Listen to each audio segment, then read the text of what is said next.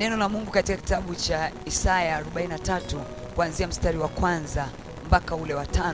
Neno la Mungu linasema, lakini sasa Bwana aliyekuuluku Yakobo, yeye aliyekuumba Israel, asema hivi, usiogope, maana nimekukomboa. Nimekuita kwa jina lako, wewe u wangu. Upitapo katika maji mengi, nitakuwa pamoja nawe, na katika mito haitakugharikisha. Uendapo katika moto, hutateketea, wala mwali wa moto hautakuunguza. Maana mimi ni Bwana Mungu wako, mtakatifu wa Israeli, mwokozi wako. Nimetoa Misri kuwa ukombozi wako, nimetoa Kushi na Sheba kwa ajili yako, kwa kuwa ulikuwa wa thamani machoni pangu na mwenye kuheshimiwa, nami nimekupenda. Haleluya. Neno la Mungu linaongea na mtu aliyekata tamaa, aliyevunjika moyo, anayepitia mahali pagumu. Mungu hajakuumba tu bila sababu. Ana dhumuni, ana sababu, ana makusudi ya kukuleta katika dunia hii. Anajua kabisa ya kwamba mahali unapopitia ni mahali pa kukatisha tamaa. Anajua kabisa unapitia kwenye maji. Inawezekana maji unayopitia ni madeni.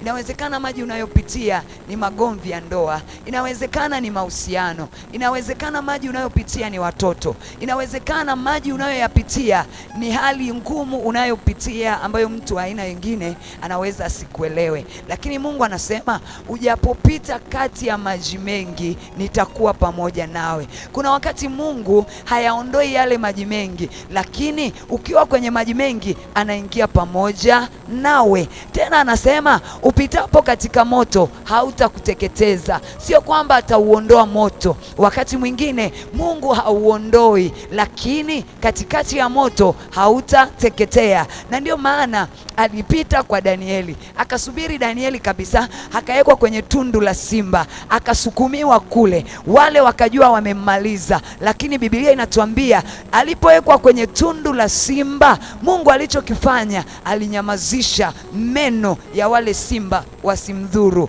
Danieli. Haleluya.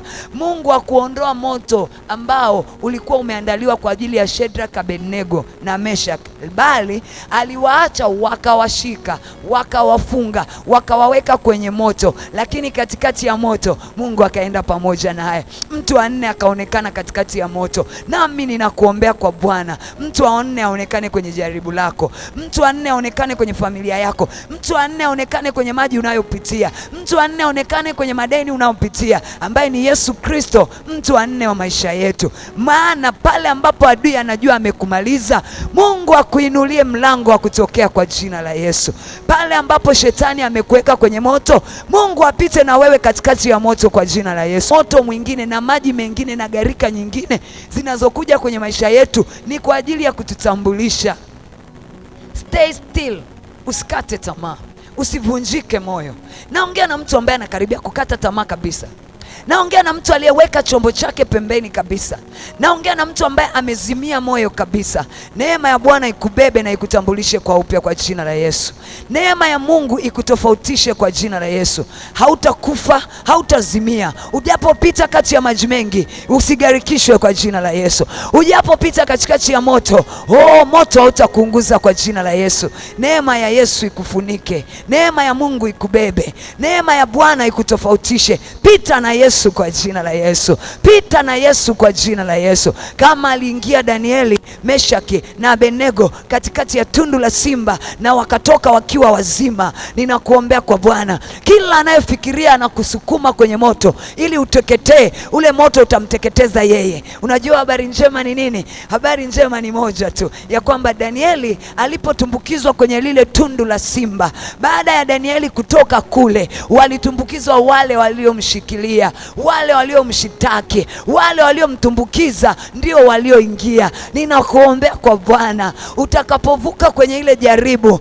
waliokusukumia kwenye jaribu itakuwa ni zamu yao. Mungu akutofautishe, Mungu akuinue, Mungu akurehemu, Mungu akubebe, Mungu akuvushe katika jina la Yesu na kwa damu ya Yesu. Barikiwe sana.